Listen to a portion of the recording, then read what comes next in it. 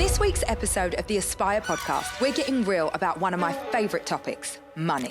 Why do people find it so hard to talk about money? Money is the last taboo we have. We'll talk about sex, no problem. You just told me about your landing strip and you're not telling me about what's in your bank account. This is crazy. Nicole Lapin is a best-selling author, celebrated financial journalist, and the no BS money expert empowering millions to rewrite their financial stories. If you were shown really poor habits and that's the only thing that you know, where do you even begin? Our worth is tied into money, but really money is just a tool that you can build a house with or you can tear it down. From CNN anchor to trusted voice behind hit books like Rich Bitch, Boss Bitch, and her top podcast, Money Rehab, Nicole has reshaped the way we talk and think about money. Rich people stay rich by acting like they're poor, and poor people stay poor by acting like they're rich. You heard? Her mission is to expose the money myths holding you back and reveal the hidden psychology behind your financial choices. I have serious financial trauma. I saw my house foreclosed on when I was a child. I bailed my mother out of jail using cash under the sink behind the maxi pads. Nicole shares her powerful strategies to break free from financial fears, take charge of your wealth, and create lasting prosperity. Get ready for the real, raw, and relatable blueprint for making your money work for you and finally live the life you deserve. I'm interested to know what your own portfolio actually looks like. What do you do?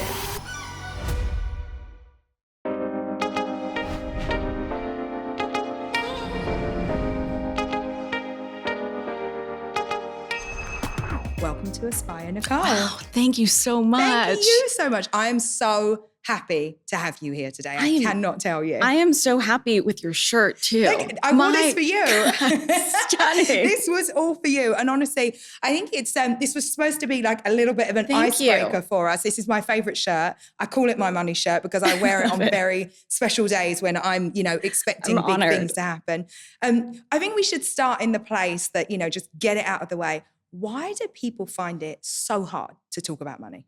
I think it's the last taboo that we have in society. We'll talk about sex, no problem. We'll talk about bikini walks, no problem. Dinner with our girlfriends. I'm like, you just told me about your landing strip and you're not telling me about what's in your bank account. This is crazy. I think maybe mental health and fertility still taboo, but money is the last taboo we have. And I think that we just attribute so much stuff to money that's not necessary. Our value, our worth is tied into money, but really money is just a tool. It's like a hammer that you can build a house with or you can tear it down. So I think the more we start talking about it, the more we join the conversation and the more we make more of it. And if you want to have that conversation, go first. I think 100%. Any hard conversation about, addiction, whatever else you want to talk about, you have to go first. And then it gives license to the other person to do the same thing. Yeah, I feel like that might be one of the reasons that I have less of an issue because I'm always talking about it and it just gives everybody else around me the freedom to speak about it. But I think it's been so long, that's like so ingrained in us. And I wonder if you can talk a little bit about like the common misconceptions, like almost like the lies that we tell ourselves about money. So many. Oh my gosh. We have like the greatest hits in our head, right? I'm too old to start. I don't have enough money and I'm not a numbers person. And so let's talk about this. That's a big one for women. Right? I mean, I will say that. I'm dyslexic, but for so long, I would say I'm not a numbers person and therefore I need X, Y, and Z all around me. But it was like an excuse to not become better with numbers, which I've had to do. Yes, I started as a poetry major. I wanted to sit under the tree and read sonnets all day long. I didn't think I was going to ever talk about money, be in finance, teach other people about it. I'm the least likely person to be doing that. And the reality is you don't need to be a math wizard. You just need to have 5th grade math level to get your financial life together. So if I could do it, anyone could do it. It's really the humanities part that gets in people's way. It's getting our friend to pay us back, talking to our significant other about money, all that other stuff that gets in the way. And as for the other excuses, you're never as young as you are today. So as far as I'm concerned, today is as good a day as any. And you don't need a lot of money to start. You need the most time possible. So how did you even start your career in money? If you wanted to be a poet, How did you even get to this And place? by the way, sneak attack, some iambic pentameter and other things that just make me happy are in my books. I didn't have the luxury to go out and do what I love. So I had the opportunities present themselves, and I jumped at them because I needed a job. And I was asked if I knew about business news when I was 18. And I said yes. And I was like, absolutely, I love business news. Fake it till you make it. Fake it till you make it. I'll figure out. I'm like, I'll figure out harder things in life. And that's exactly what I did. I realized that money is just a language like anything else. I love that you say that. But when you talk about like money being a language, what do you mean by that? It's so much jargon that keeps us out of these conversations, right? There's so many acronyms that we think we can't learn. But the truth is we learned a lot of acronyms in school. 100%. I feel like I got that so much in my early days in business. I would sit in meetings and, people would think that I'm just taking random notes, and I'd actually be writing all of those acronyms down so I could go back and Google them later. But it's hard to be part of a conversation and to have that confidence that you need if you don't know that. So where do people start? Because I feel like so often our relationships with money are formed early in our life, right? They come from our childhood experiences, from where our family, had their relationships. Do you find that we carry those stories with us throughout our lives, and that's where it all begins? Yes, it does. So much, much financial trauma in a lot of different ways, whether it's in our family. So I'll just go first. I saw my house foreclosed on when I was a child. I bailed my mother out of jail using cash under the sink behind the maxi pads. I'll never forget that. I talk about it in one of my books. I have serious, like heavy financial trauma. The first step to any recovery is admitting you have a problem, but the only problem you can't fix is the one you don't admit you have. And so any of this financial trauma, just like look at it, acknowledge it, and move on. So how do you even begin to start if you've got that stuff, which I feel like all of us have, memories, you have so much, built into you, habits. How do you even begin to unwind and unpack some of that? Like, how do you start to have a healthy relationship where money's concerned? What are those habits? And, I think we spend so much time doing everything else. I'm like looking up a blender. We spend 3 hours looking up the best air fryer. We spend, 5 days looking up the best vacation. We spend so much time doing these things. We think we don't have time. But what about automating our investments or, setting up a financial system for yourself, reading a book, listening to a podcast, teaching yourself about index funds? You've figured out harder things in life. And I think it's about baby steps. This is a huge, complicated topic. And so my books are broken down into steps, because I think anything really complicated broken down into baby steps feels easier and more manageable. Yeah. Like the first time I tried to do my taxes, I thought I was just going to do them all on Saturday night. And sadly not. Right. I ended up with a bottle of wine and some Haagen-Dazs, and there was no taxes done. But then I decided, okay, I'm just going to one day uncrinkle my receipts. Yeah. That's it. Like today, I'm just going to do that. And that's going to be a success. Tiny little steps. Tiny steps. Well, I just think that the idea of financial instability is so deeply rooted for so many people that they just become patterns. So you've got to try to unlearn some of those patterns. I actually think, I can say a lot of things about my childhood, but the one thing that I learned was real, how to be disciplined around your finances. I think still to this day, I know the price of everything. I sat with my mother and she, we didn't have a lot of money. And so she really had to be meticulous about planning the finances. This amount of money was coming in, this amount was going out. And it would be like every single expense would be listed. And it's still the way that I think about that. But it's a muscle, right? The more you do it, the more you learn, the more you start to think about, okay, outside of the day in, day out, how do I look to the future? And I wonder if you think, is there ever a time when you can just, can you just turn it off? Can you say, all right, goodbye to my past, goodbye to all the bad things that I've learned, now I'm going to go forward? And where do you even start? Honestly, no. I still, no matter what's in my bank account, I still carry it. Yeah. I would be lying to you. I can't lie. I'm a terrible liar. I always forget my lies anyway, so I just don't do it. I still have this irrational fear of being broke, alone, and homeless and dying in the gutter. And by the way, right now, I technically am homeless after losing my house in the fires. I'm so sorry to hear that. Thank you. Devastating. It's even now, after all these years, like it just presses on the deepest, darkest insecurities and traumas that I have. And Oh, it's I can't imagine. Oh, you're scared of being homeless? Here you go. Are you, what are you going to do now? And I think it's recognizing those greatest hits. I think it's like the greatest trauma hits that you have. So I think of it as like logs down a river or something. Oh, hey, nice to see you again. Trauma about being homeless. Hello, nice to see you, about ruminating about, your ex or whatever. Yeah. Whatever your greatest hit is, it's about just acknowledging that it's there. I've heard you speak a little bit about this scarcity mentality and how that's like so much a part of you. I wonder if you can just tell me more about that, because I think it's something that so many people have. I actually have a mixed relationship with this, because I think that so much of that scarcity drove me. Like, I didn't have a fallback plan. Right. I didn't have another option. I hated money. I was like, I want to be a poet. I don't want to talk about money. But I needed to figure it out because I had no other choice. And so some of that drove me. So I wouldn't wish I didn't have it, because I have to, reframe it as a superpower, not as a weakness. And you mean that it drove you, like it drove your ambition and your, like how intense you were about going after things? Yeah. Yeah, of course. I mean, having the abundance, and I don't think that I would have stuck with finance or the opportunities that I was given. I think it's a luxury to go out and do what you love. Yes. And go after this passion. Like, that's cool. So then how do you even decide, like, to go, you decided not to be a poet, even though you write books, and I'm sure there's an element of that in there. So when you're thinking about a career, and when anyone's thinking about a career, how do you decide about, diving towards what your passions are, or like going for the money? Because I'm pretty sure that is a very real decision for a lot of people, especially in this time that we're in right now. I mean, honestly, Emma, I think we have the equation wrong. I think that it's not passion that leads to success. It's success that leads to passion. The more successful I became, the more I liked this. That's the truth. I love that you say that.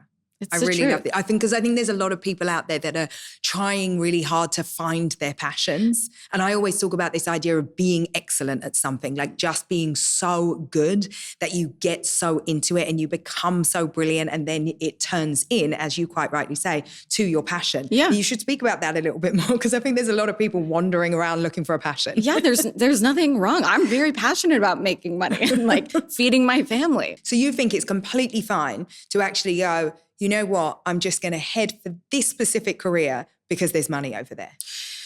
Or you're good at something and then it just, continues to make you feel more passionate about it because you're successful at it. That's the truth. And I feel like that's the journey for so many people. So what do you do if, I know so many people that in, their early days, it's like you come out of college or university, or perhaps like me, you didn't even go, but you get yourself into trouble because of those bad habits, because of, how you've learned to grow up with or without money and what your, patterns are, and you get into debt. I feel like one of the things that holds people back so much is this, they literally feel like they have nowhere to go because they're in debt. So how do you even think about getting yourself out of debt? Well, I was there when I first got a credit card, because I grew up in an immigrant family. So, first generation Americans use cash a lot. Don't talk about mortgages, don't talk about debt, none of that stuff. And so when I finally got a credit card, I got myself into a lot of credit card debt because I didn't understand how it worked. And then I figured out how to get out of it the hard way. And I actually broke that down into baby steps, where I remember that it was $7 a day. Because when you look at that big number, it was $10,000. I was like, there's no way I'm going to get $10,000. But then if you broke it down, okay, here's the plan. I came up with a plan to prioritize to pulverize with my alliteration. and I broke it down that way, and I, got out of it that way. So how did you go from someone who was once somebody in debt to somebody that's then investing? So that force of compound interest, once I figured out, because, I didn't work at a bank, didn't get my MBA, speak like I would speak to you here and if we were at dinner, and try to break through that jargon. But when I was like, oh, this is the same thing that can be used in investing to grow my money while I'm doing nothing. So like my money makes me more money. That is so cool. And how much money are we talking about? Because if you're in debt, like what did you start with?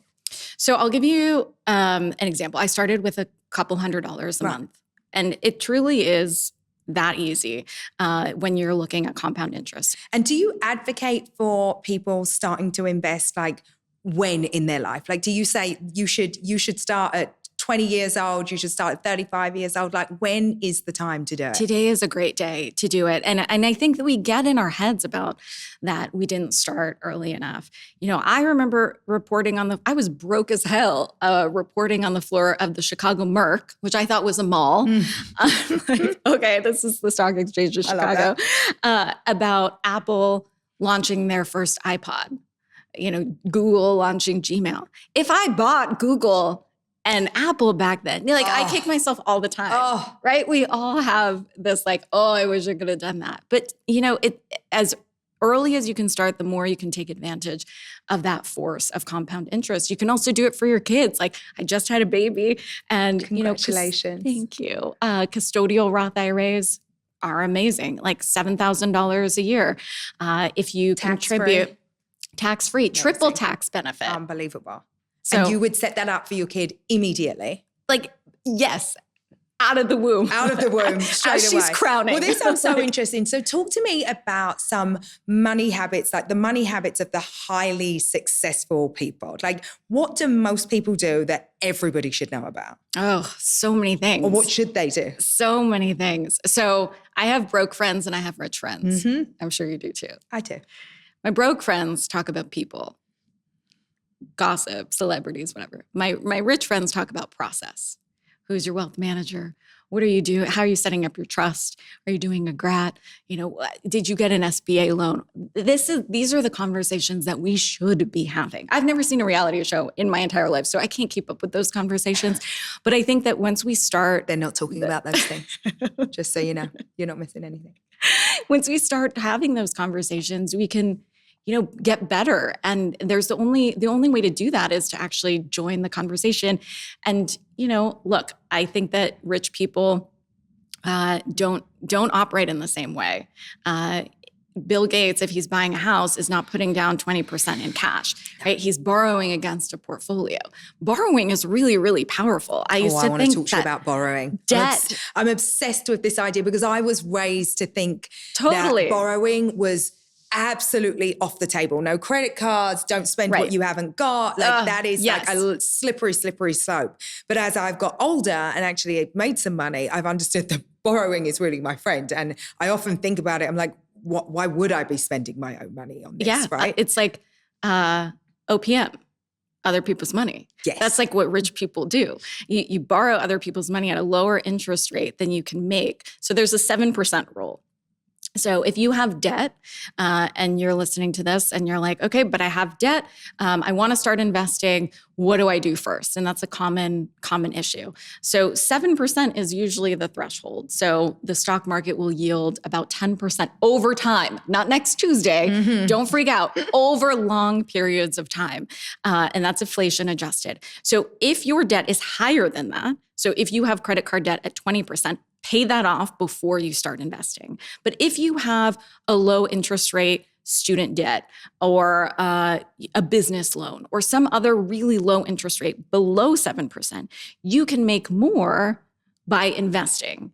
And you could take that spread or the difference between what you're spending on the debt and what you're making in investments. And this is what you advocate for people to do all the time. Yeah, it's called arbitrage, is fancy word for just saying like how to hack the system. You know, it's this language that I think keeps people out of the financial system, and then they charge you to learn about it. And it's really not that complicated. It's like equity is the same as stocks. That's it. You know, I used to think making a great dinner at home meant either spending way too much money at the grocery store or dedicating my entire evening to chopping, prepping, and stressing in the kitchen. But Every Plate changed that completely. With Every Plate, you get restaurant-level meals delivered straight to your door, like crispy buffalo ranch chicken or cheesy Mexican street corn hash. These meals are so good, it honestly feels like I'm cheating the system. They're full of flavor, super satisfying, and best of all, you spend less on these than you would on your usual grocery haul or takeout.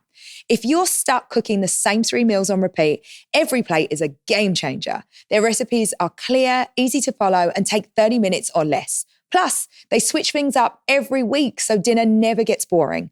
I use this and you should too, especially if you want something that tastes amazing, saves time, and doesn't crush your budget. What are you waiting for? Dig into these flavor-packed meals your household will love.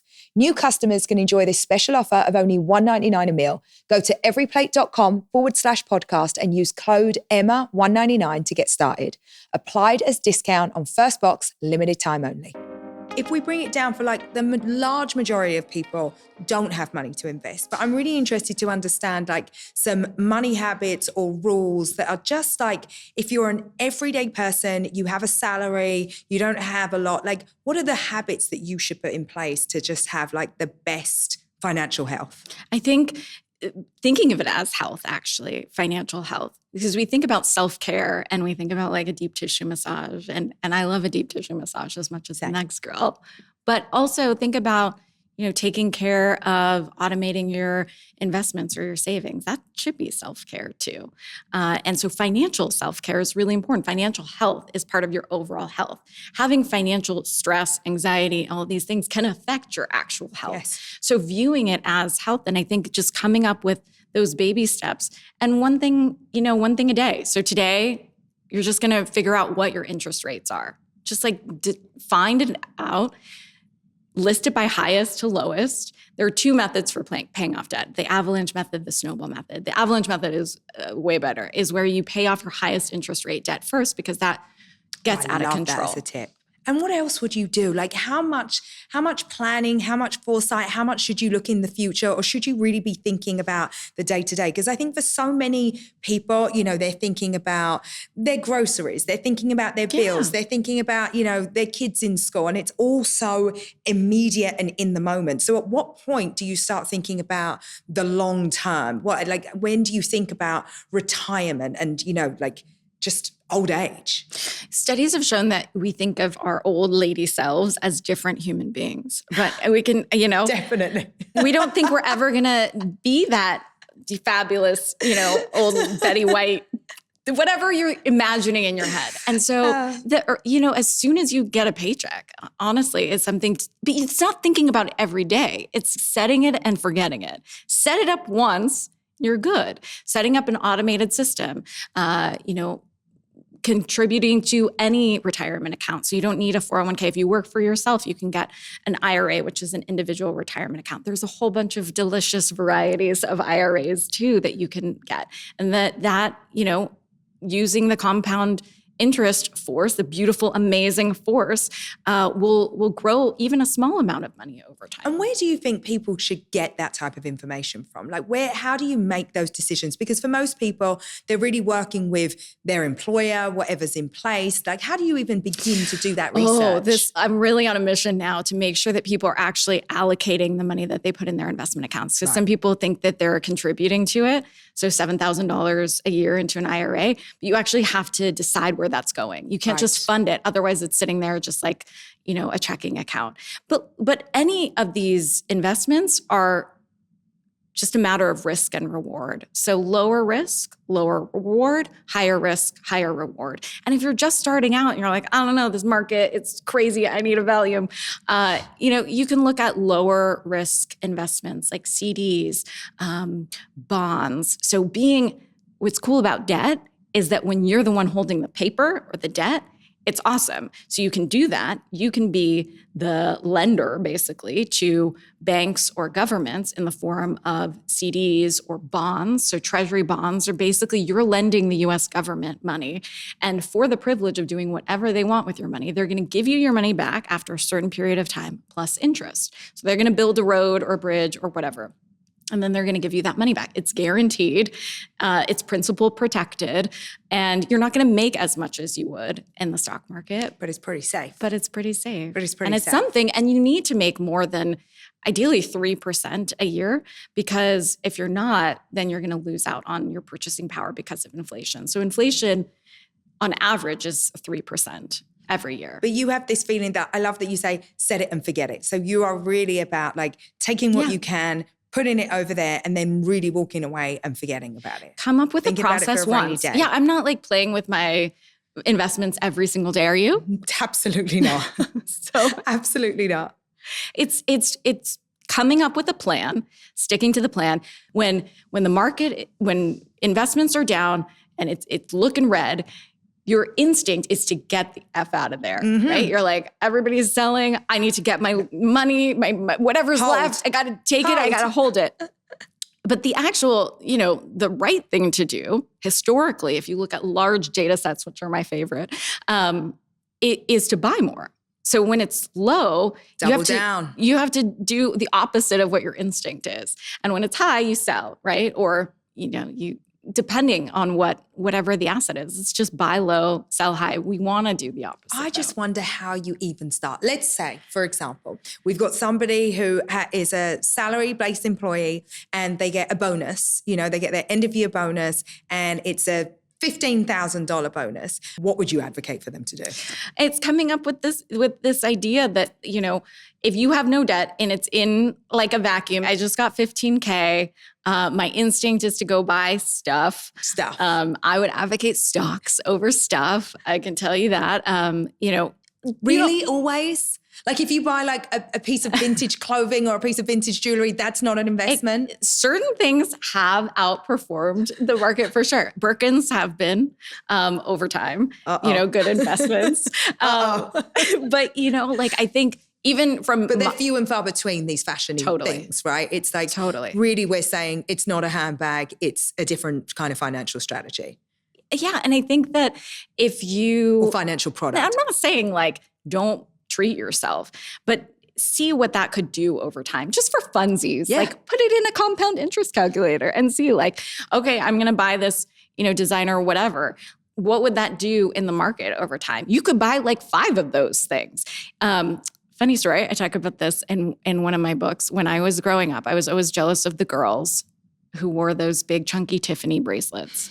I was like, oh my God, I can't afford— Like a little dangle? Yeah, with the dangle. Yes. I wanted it so bad. I actually was very jealous of those girls too. I really was. With all the truth. Girls. I remember I would have like the fake Doc Martens and then that'd be called like Nurse Martin because I wasn't Doc Martin or whatever. This stuff like sticks with you. I don't remember what I did, yesterday, but I remember the girl's name who called me Nurse Martin. So, we'll have that financial trauma. When I finally made enough money, I heard from that girl. Like I got an email from her. I was on TV or whatever, and she's like, "Hey, so congratulations!" I'm like, My instinct was to run to Tiffany's. I like jumped in a cab, went uptown, and I was like, "I'm gonna buy this freaking dangly bracelet once and for all, and I'm gonna like feel really good about it." And I go and I look at this like sterling silver section, and I'm like. And I stopped and I actually ran outside and I got Tiffany stock instead. Wow. And with that stock, I could buy bracelets for everybody. Wow. You really did that? Yeah. How did you even begin to educate yourself in what to invest in? So I think that what I realized is that nobody can beat the market. So many people try. They all want to know quick stock tips, quick get rich quick ideas, quick, everything. Yeah. Like there's like an old culture dad joke, right? The fastest, easiest way to double your money is to fold it in half. There's actually no easy way to do it. I want my investments to be boring as hell, like slow, steady, unsexy. That is how you grow wealth. Give me an example of those. Real wealth over time. And steady slow, and steady nice. S&P 500 index fund. Sexy. Give me an index fund. Give me an not index like some fund brand that you love that just went public, right? You're not like my favorite D2C brand and now they've like gone public. That is not it. We're talking about old school, established, like give me an index. Yes. Got it. Okay. Yes. All day. And Warren Buffett, one of the greatest investors of our time. We love Warren. I love you, Warren.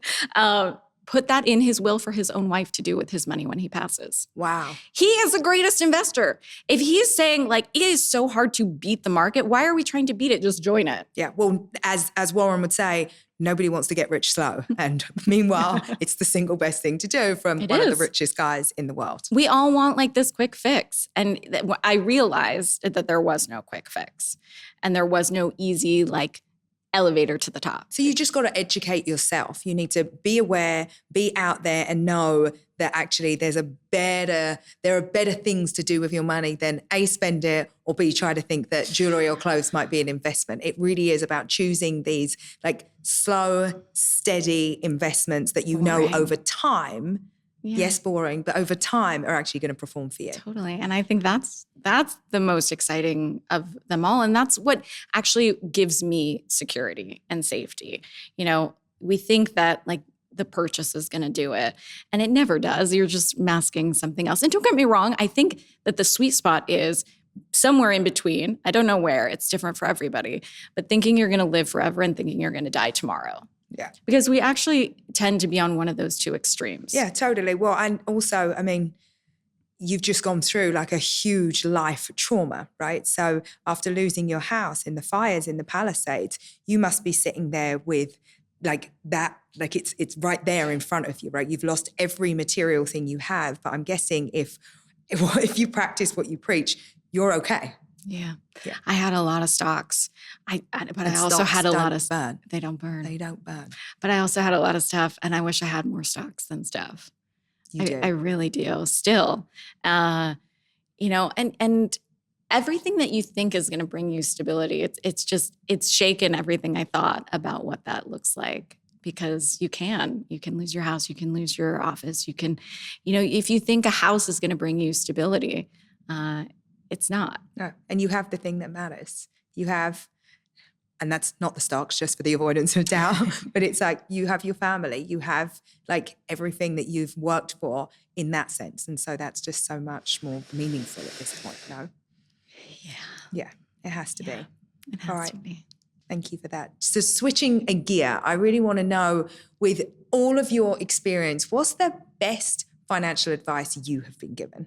Oh, definitely buy low, sell high, and also to run what the numbers are. I think taking anything as gospel is not great advice. You know, buying a house, not buying a latte. The reason I started into this was hearing a lot of these so-called financial experts yell at me for buying a latte and then yell at me to buy a house. And I'm like, yo, there is no one size fits all for everybody. Like, I wanted to buy a latte and rent. And the financial gods didn't kill me. Like, we're good. If you want to move around, it's probably not a good idea to buy. We've been told that this idea of home ownership is the path to wealth. It could be, but maybe it's not. Do you think that's changed now? Because that's one of the things that I wanted to ask you about. I mean, my whole life, I've been raised to think that the most important thing that you can do for wealth creation is to put your money into bricks and mortar, buy a house as soon as you can, have a mortgage, rent, like take rent off the table. Do you think that's completely like ill advice at this point? Depends on who you are. You know, renting is not throwing away money. When you buy, there's so many costs that people don't consider. It's like, right? Renting is not throwing away money. Please tell me why. It's because there's an opportunity cost. So a lot of people also become house poor, which I certainly don't advocate. And we can talk about the numbers here, but they don't account for the closing costs, the insurance, the property taxes. Even if you pay off your house after 30 years or whatever mortgage you get, you're still going to have property taxes. You're still going to have insurance that's only going to go up. And you still have maintenance. So like the house, you know, the roof falls down, like that's you. You're in charge of that. You have to pay for all of these other hidden costs. And you're missing out on this opportunity cost of this down payment. So the opportunity cost is really important. I mean, a lot of rich people rent, especially if they're moving around a lot. And so I just want to make sure I understand that properly. When you talk about opportunity cost, you're talking about what you would have put in as a down payment. What else can you do with that cash? Can you put it in the market? Can you invest? Can you get 10%? You know, over time, housing is 4 or 5%. But that's not keeping pace with the overall stock market. Absolutely. Now, granted, as you've just told us. Right. So you could actually take that money that you were thinking of as the down payment to your house and decide that that's what you're going to put in the markets and make it work for you. And then you have the compounding interest. Totally. And you have to just, again, run whatever the numbers are. Don't assume that it's the right investment for you just because you've been told that over and over again. It is, you know, a really accessible investment for a lot of Americans to try and put equity into a house. A house is not a good investment It is a home. It can be a whole bunch of other things. You can decide to buy a house because like that makes you feel good and you want that for your family. That's a different discussion than being a good investment. Being a good investment is owning an asset that appreciates. That could be a house. That could be a stock. That could be a business. Owning an asset that appreciates is a good investment. A house is not necessarily a good investment. Also, it's 10 years. If you think you're going to move around before 10 years, it's not a good idea to buy. You have closing costs, you have other stuff. You're not going to get that capital appreciation that you would think. And you're not necessarily perhaps incorporating inflation. We hear these stories. Grandma bought a house, for 25 grand. Now it's 250 grand. It's the best investment. How much were movie tickets when grandma bought the house? Exactly. It's a different day. We don't hear those stories anymore. It's a totally different time. But I was going to say, do you advocate against buying a house then? Would you say that's just not your recommendation now? I think it really depends on what your overall plan is going to be. Just don't assume that it's the only way to build wealth. It's not. You know how it goes. I'm too busy. It'll heal on its own. I don't need help. Or finally, I don't even know which doctor to go to. Yeah, we've all used every one of these excuses to avoid making an appointment. But let's be real. Sometimes what we think will go away just doesn't. We've all definitely had those is it normal moments, like waking up with a random rash or a stiff neck and immediately spiraling into WebMD or TikTok rabbit holes. Sound familiar? That's where ZocDoc comes in. ZocDoc is a free app and a website where you can search and compare in-network doctors by speciality, location, insurance, and patient reviews, and then book instantly.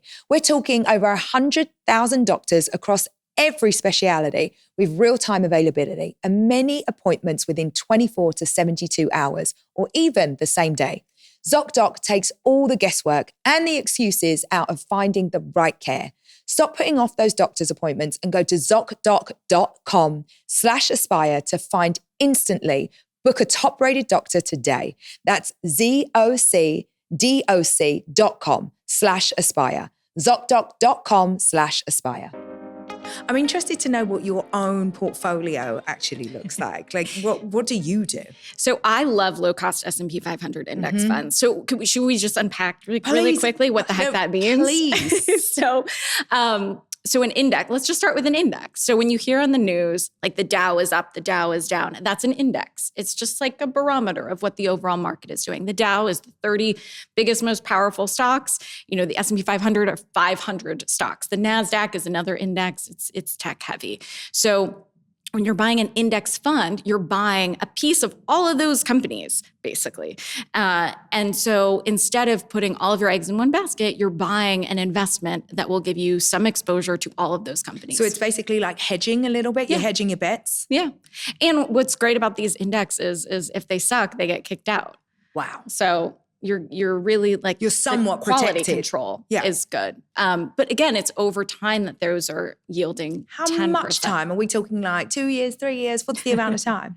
Like big swaths of time. Do you have like hard and fast rules for how much you should be putting, how much should you save? How much goes into your retirement fund? How much should you invest? Like, how do you think about that? So generally for a portfolio, I think about the basic rule of thumb is put your age in bonds. So what the heck is a bond? It's, is a safer investment. It's fixed income. It will give you your initial investment back plus a little extra. So you put your age, however old you are. As a percentage in bonds. So I'm 41, so I'd put 41% in bonds, and then I'd put the rest in more risky investments, stocks. So, 60% at 59% in stocks. Or you take a little bit of that, I would say no more than 1% in fun stuff like crypto. I was going to ask you about crypto. Do you believe in crypto? How do you feel about crypto? Crypto, I say no more than 1% of your net worth. And everybody has a net worth. You don't have to be rich. No more than 1%. Because 1% you can afford to lose. But you also can't afford to lose out if that 1% becomes 100%. Okay. So I personally, if you're going to play in the crypto party, I would stick to Bitcoin. Bitcoin is a scarce asset. So there's only 21 million Bitcoins mined ever. And that's going to happen in the next century. There's, I think, about 19 million mined so far. So the scarcity of, supply and demand potentially relevant there. But you are the most risky. But you're perfectly fine with crypto as a means to build wealth. Like in the same way that you're not to the same degree, because you make that clear from a percentage point of view of your overall portfolio. But when you're thinking about whether or not to have a little bet on crypto, you're basically like, yes, just make it small. For me, just don't go wild. Again, the mentality behind that is it's a get rich quick idea. Like, okay, I found the, the shortcut. There's again, no shortcut. But I really want you to say that more. There's no shortcut. There really isn't. I feel like all we hear are the outlier stories, right? It's like, I have a friend and he saw put this in TikTok and about this AI thing, about the more often, whatever. No, that is actually not happening. And those stories are very few and far between. And when they do happen, it's down to, a lot of other things, but oftentimes like luck. Yeah, and it worries me that because we don't have the language to talk about it, a lot of people get screwed, and a lot of people think that they're hearing this great new opportunity, but ultimately get screwed. And so I think when you're thinking about just starting, I reframe a budget as a spending plan. It feels more sustainable. It doesn't feel, again, it's all about this little wording that you can change. Spending plan. In the same way as a diet feels like a terrible thing. But an eating plan feels like you can eat chocolate or some small indulgences so you don't end up binging later on. If you start on a crash budget, people will say in the beginning of the year, Nicole, you'd be so proud of me. I cut out the latte. I'm so good. I'm like, not sustainable. Yeah. By April, coffee. You bought a Gucci purse. So exactly. You could have bought coffee. You could have bought the coffee shop forever, And so it's these extremes that we get into. Ideally, 70% of your overall spending plan should go to the essentials. So your food, your housing, your transportation, and all of that stuff. 15% to the extras. So buy a latte, buy whatever it is that does it for you. And then 15% to your end game. Again, some more alliteration here, but 15%, at least 15% to what your investments are. Only 15%? No, at least. No, but wait a minute. I want to go back to the middle 15%. Only 15% is your extras. Your extras. Yeah, that's good. What do you mean? So of the essentials, half of that to housing. We end up spending a lot more on housing. Yes. But don't you think, come on, the women that I know are putting more than 15% of what they make into their hair and their upkeep and the clothes and the things. But what you're saying is that stuff, like everything in that bucket ought to be only 15% of what you spend on an annual basis. Yeah. You look shocked. I'm looking around going, I think that my girls are spending more than that. They're all holding on to their chairs right now. You remember? I've heard it all. I've heard it but it's it's part of transportation. I'll put it in here. It's an essential. My eyelashes, I don't know. But think of all the things that people do now. I think there's very, very, certainly here in LA, 15% would be on the low end. Yeah. Rich people stay rich by acting like they're poor, and poor people stay poor by acting like they're rich. You heard. There, she said it. Okay. So you got to get hair, lashes, clothing, all of this stuff, tanning into. But you can also, you can 15%. You can move it around. You just say that's the framework. You're not moving it around to 30% a month, because if that's the framework, you need to stay within, because we're talking about building wealth. And I think that everybody wants to build wealth for themselves, right? None of us want to worry about money. It is so miserable to worry about money and stressful and all of the rest of it. So having a framework, having a budget, as much as you would have a plan for your career, a plan for your life, it's an imperative. You were in all the businesses, right? Do you just wing it? You're Absolutely. I'm the least wingy person. I'm the most planned to. I told you, I know the price of everything. I haven't been grocery shopping in I don't know how many years, but I can tell you the price of everything in my fridge. That's just intrinsically who I am. But I know where that comes from. It comes from a place of scarcity. It comes from a place of not having and absolutely imagining that everything is going to run out in my life. So I'm not saying it's healthy, but that's just the way that I manage it. I work on a budget. I'm furious about just knowing everything that's incoming, everything that's outgoing all the time. There is nothing that is spent on my watch that I don't know about. And that's just the way that I like to keep control. But in that same way, I think that I have my own framework. I start with a yearly budget and I think about all the things that I can do. But it's definitely, I think that 15% piece. If you're on a regular wage, I would say like a woman in America is probably spending a lot more than that on what you call their free budget. How did you frame? You said it was the extras. The extras. Well, the extras. If you cut back on transportation or something else, you can move a little bit here or there.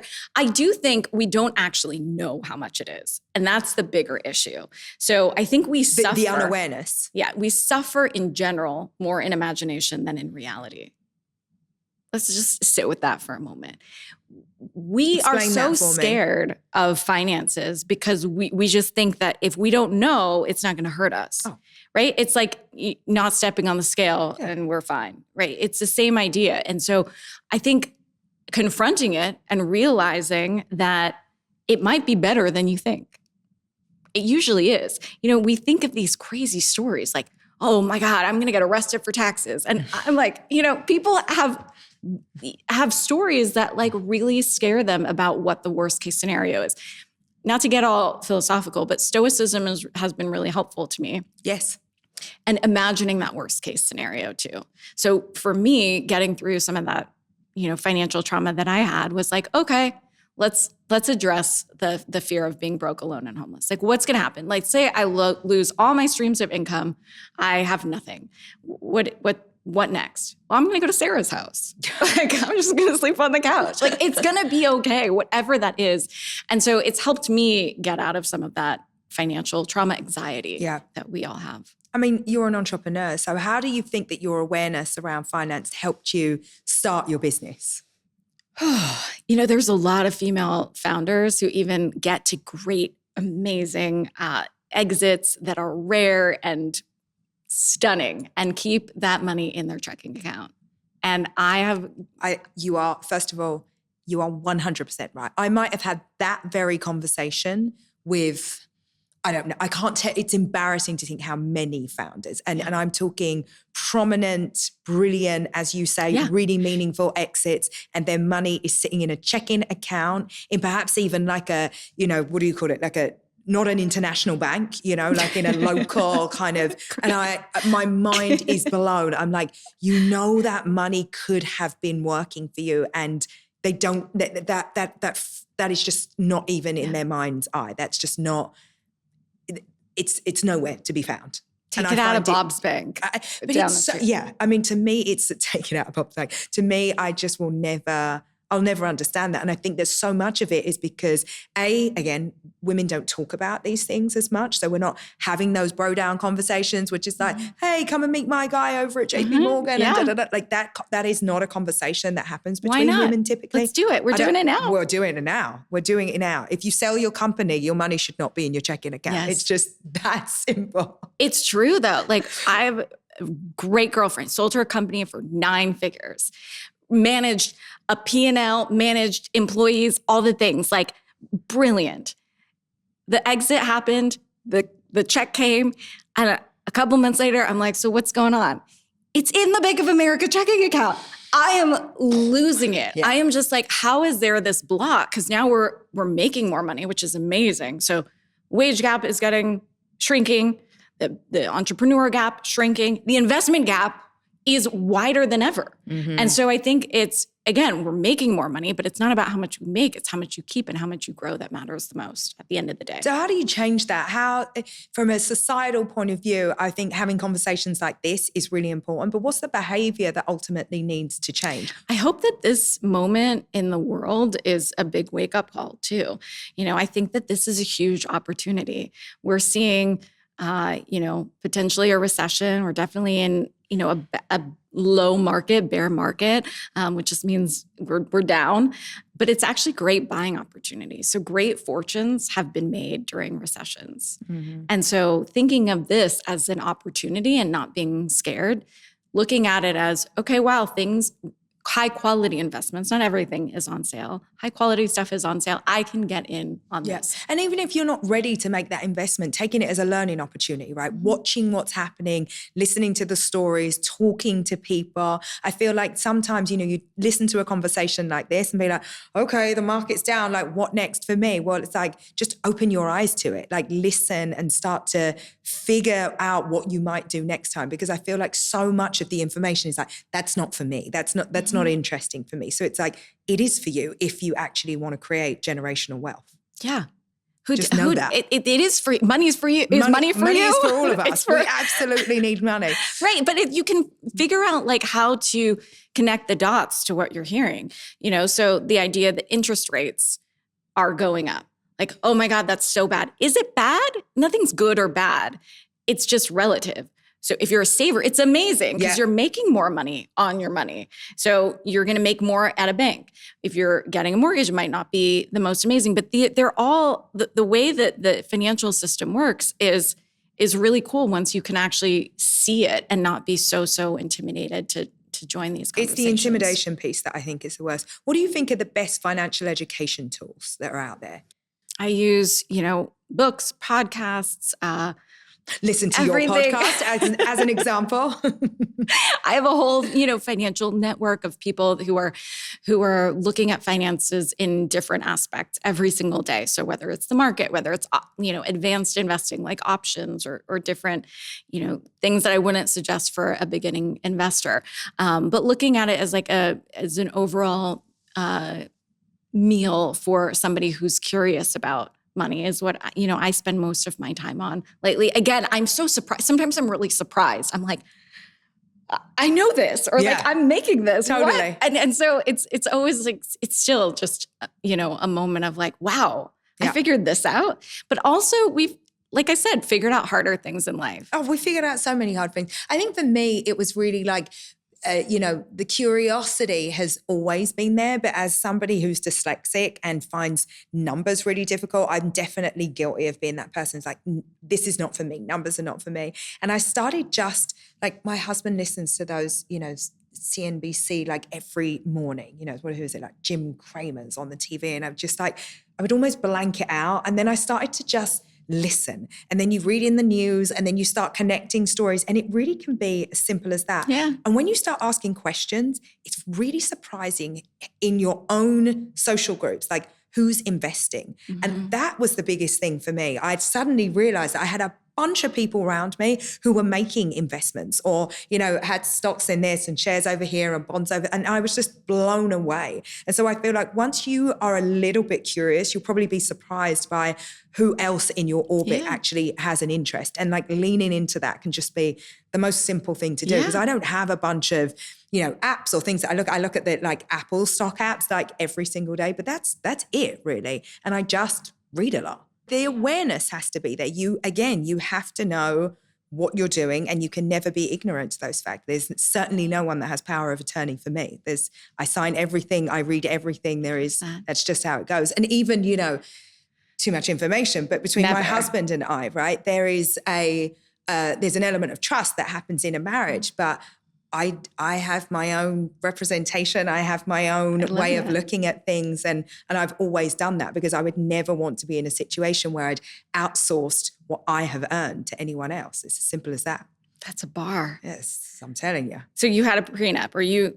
I had a prenup. It's you ready actually to a go? Great conversation. I remember it like it was yesterday. We went to an Italian restaurant. I was living in London at the time, just before we got married. And it's like, obviously not a romantic subject, but we're in a very romantic restaurant. And we sat down face to face and hashed out our prenup. On a napkin or something. something. But like it was, like it was any other negotiation. I was like, well, if this happens and this happens, then I would want this. And he was like, well, if this happens on the other side, this is what it will be. And we just like went at it like an actual negotiation. And that was before I have what I have now. So well, because that's just my mindset. It's like that. I'm not parting with anything I've worked hard for.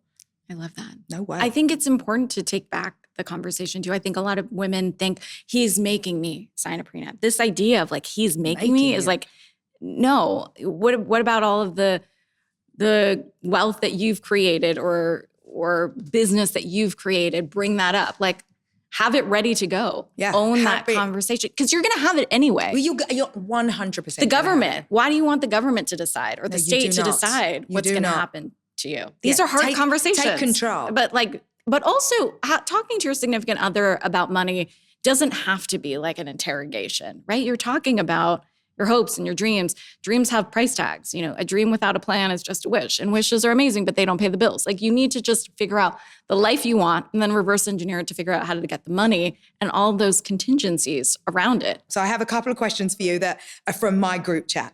So first one, and it's because, we're on that topic of partners. Does it ever make sense to have a joint account with a partner?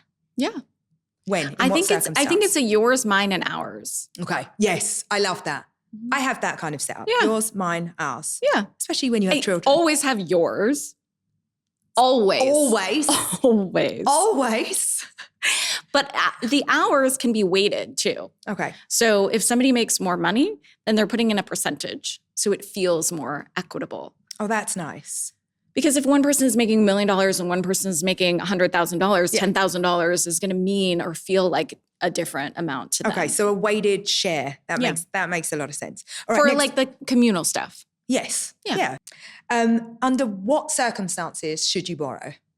Where you can make more money with that money. Yeah. Money is, the way the rich people, and I don't even think we dug into this, but they'll borrow against their assets and use that debt to pay for a house.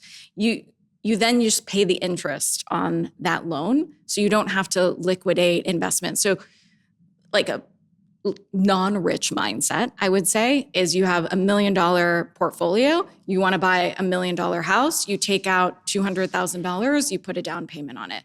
The rich person mentality is look at that $1 million portfolio, take out a $200,000 loan against that portfolio, pay a small amount so you never have to sell those investments and those investments continue to grow. And then the last question from the group chat, how can you sustainably build multiple streams of income? I feel like this is such a thing now with everybody having a side hustle. Do you advocate for people having multiple streams of income? I feel like you do. Yeah, but it not in the way that you would think. Okay. So the average millionaire has 7 streams of income. So even if you don't have a side hustle or, 14 businesses that you're running or whatever, like a stream of income can be dividends, it can be interest. So if you set up your investments to get dividends just fancy word to say like they give you a little present every once in a while from that investment, that's a stream of income. It doesn't require you to go out and do more things. So before we end, I want to ask you some rapid fire questions. The first thing that you do in the morning, what is that? Check my phone. I should drink lemon water. You shouldn't do anything. And manifest you and only journal. have to be truthful. That's all I ask. You check your phone and that's honest. Are you checking the markets? Is that what you're doing? Yeah, totally. Surprise. Yeah. What's the last thing you do before bed? Sometimes I would gratitude journal and all that stuff. Lately, I'm just not. I'm checking my phone and I'm going to bed. That's truthful. It's honest. I think a lot of people can relate. Yeah. And you're doing it as you wake up in the morning and before you go to bed. That's right. Fair enough. What are you currently aspiring for in your business life? That's so interesting. I'm aspiring to not move the goalpost for a moment. Oh. And I'll double click on that for 1 second. Please. But I think that the reason we never feel like we can have it all is because we never define what it all is. And we constantly change the goalpost on ourselves mid-game. I don't know much about sports, but like that's, if you keep moving the goalpost, you're never going to get there. And so I think celebrating what those wins are, but first defining what that is how we can have it all, so to speak. And so saying like, these were my goals, I got there, we're good. Like I'm not a failure because now all of a sudden I just saw somebody's yacht on Instagram and I don't have one. It's like, hold on, was that on my list of the things that I wanted? No, it wasn't. So like, be aware of that. It's a fantastic answer. Thanks. I really, really love that answer. Thanks. What are you aspiring for in your personal life? Learning how to raise a baby, knowing what to do with a baby. I don't know. I had a baby when I was 40. Good for you. I don't know. Great timing. Thank you. So trying to keep her alive and happy. I love that. What is the biggest misconception about your profession? That it's a guy's thing and that it's like a fancy club that you can't be part of if you didn't grow up in it. And I'm here to tell you can be. Yeah, and you really did that today. Is there a book that changed your life? Not in the way that you'd expect. My first company was named Nothing But Gold, which people think is about bling bling and like money, but it's actually a line from Anna Karenina that I love, Russian literature. And it was this idea that, Anna in the book, in her most depressed times, looked at the beach, and I'm going to butcher this, but looked at the beach and saw just small specks of gold in the sand as happy times. Like, there were just so few and far between, but she wanted to look at the beach and see nothing but gold, nothing but joy. Wow. And so that is beautiful. I know I should have said some money thing, but it's not truly, at all. No, I love to see all these sides of you. It's so lovely. What's something that you valued when you were starting out that you don't value anymore? Stuff. And what's something that you value now that you didn't back then? Altogether, stocks. I love that. Stuff and stocks. That will be my big takeaway. Thank you so much, Nicole. This was Emma, you're the best. Absolutely amazing. Thank you. You gave so much wisdom, so many gems. This was heaven. Thank you. Thanks for joining me on the Aspire podcast. For more strategies on how to build the life of your dreams, be sure to subscribe to our YouTube channel.